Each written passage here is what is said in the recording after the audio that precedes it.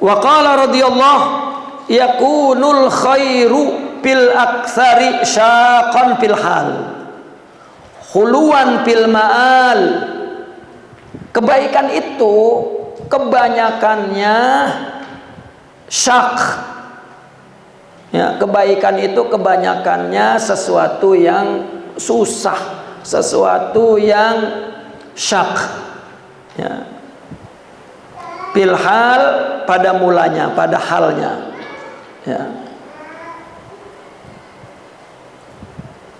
Artinya sekarang fil hal ini. Ya, kebaikan memang mula-mulanya sesuatu yang pahit, sesuatu yang letih, sesuatu yang capek, ya, pada saat itu. Ya, ketika dia melakukan kebaikan memang letih. Tetapi huluan, manis fil ma'al, nantinya. Ya, fil ma'al, nantinya di akhirat. Ya, di akhirat. Bahkan di dunia juga sudah digambarkan, ya, sebuah konsekuensi dari perkataan, perbuatan. Ya, Allah menjelaskan tentang sunnahnya, sunnatullah. Karena Allah punya gelar nama Asy-Syakur, segera membalas, segera menunjukkan, ya, balasannya. Wa masalu fa'ilihi masalul ladzi yas'adu fil aqabatil qu'udi la yajidur rahata hatta yantahiya ila a'laha. Perumpamaannya orang melakukan kebaikan sekarang memang, ya, syak, meletihkan, tapi akhirnya nantinya, ya, di tempat kembalinya kalau amal kita di akhirat indah. Ini si pelakunya ini diumpamakan seperti orang yang naik ke atas bukit yang tinggi. Lah, ke atas aqabatil kaun, ya, sesuatu yang tinggi itu. Tidak mendapatkan kerehatan sehingga ia sampai ke puncaknya. Kita kalau naik gunung kan, wah, nggak berhenti-berhenti, capek. Begitu udah sampai di sana, ya. Dan hidup juga mengajarkan apa, ketundukan kepada sunnatullah. Ya. Maka orang yang menderita itu orang yang melawan sunnatullah itu. Wasyarru, adapun keburukan, yakunu fil aksari huluwan fil hal. Adapun keburukan kebanyakannya itu manis di waktu sekarang. Orang melakukan keburukan enak aja awalnya, ya, orang males itu kan orang yang buruk itu, enak aja, pas sudah nantinya baru nyesel, ya, di akhiratnya, ya. Kalau keburukan memang, ya, enak, indah, ya. Orang masa muda melakukan sesuatu yang tidak berguna, tidak bermanfaat, emang enak. Begitu udah tua, ya, la yushkaru, masa mudanya dia tidak ada yang disyukurin sama sekali. Adanya dia sendiri ngingkarin. Ngapa gua dulu, ngapa gua dulu, ngapa gua dulu. Sebetulnya semua orang tuh, semua orang, biar katanya rajin banget juga, ya, baru kelihatan bahwa apa yang dilakukannya dulu masih kurang. Apalagi emangnya nggak melakukan apa-apa mah. Ya, seperti orang yang mau ngaji misalnya, mondok, ya, akhirnya pinter apa enggak, ya, baru dia gua dulu kurang. Yang kelihatannya udah pinter dah, tetap aja banyak yang kurang.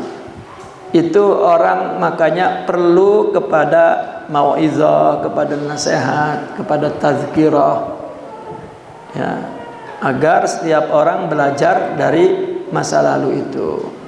Di Al-Quran pun dikatakan bahwasanya sejarah itu, ya, sangat bermanfaat untuk memantapkan, ya, hati seseorang.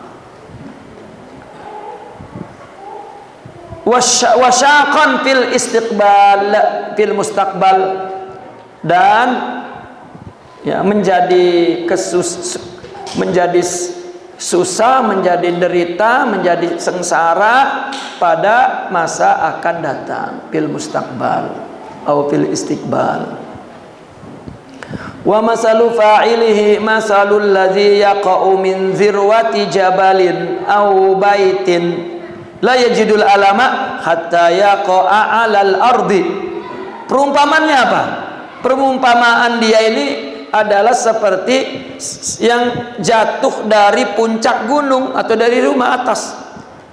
Jatuh kan enak, melayang-layang kan, enggak ngerasa sakit. Enak begitu, hatta yaqa'a 'alal ard, sehingga jatuh ke bumi, buk aja baru patah, bengkak ya. Begitu juga orang yang membuang-buang waktu masa hidupnya, baik masa di dunia, nanti di akhiratnya dia nyesel, atau masa muda, nanti di tuanya dia nyesel, atau masa lagi belajar, nanti pas udah berhenti belajar mau jadi apa, kayak hatta mau jadi ulama, nyesel. Maka setiap orang ya ngomong begini, ya Allah gua dulu kurang bagus, ya. Anak gua mah jangan gitu. Ya. Jangan beda kali ya. Nah, itu setiap orang mestinya mengambil pelajaran itu. Wa qala radhiyallahu,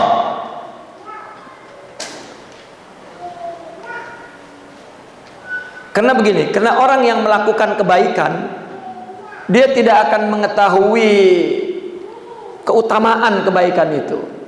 Ya, artinya orang melakukan kebaikan, dia belum merasakan nikmatnya, enaknya, indahnya kebaikan itu. Kalau kita ibadah di dunia, itu baru tahu nanti di surga. Makanya kan banyak bocoran-bocoran hadis keadaan orang di surga. Dan Allah juga memberikan satu gambaran konkret dalam hidup di dunia juga. Ya. Orang yang sekarang melakukan apa, enak melakukan kebaikan atau melakukan keburukan, ya dia nggak tahu keutamaannya. Keburukan nggak tahu kerendahannya, kehinaannya. Pas udah tua baru.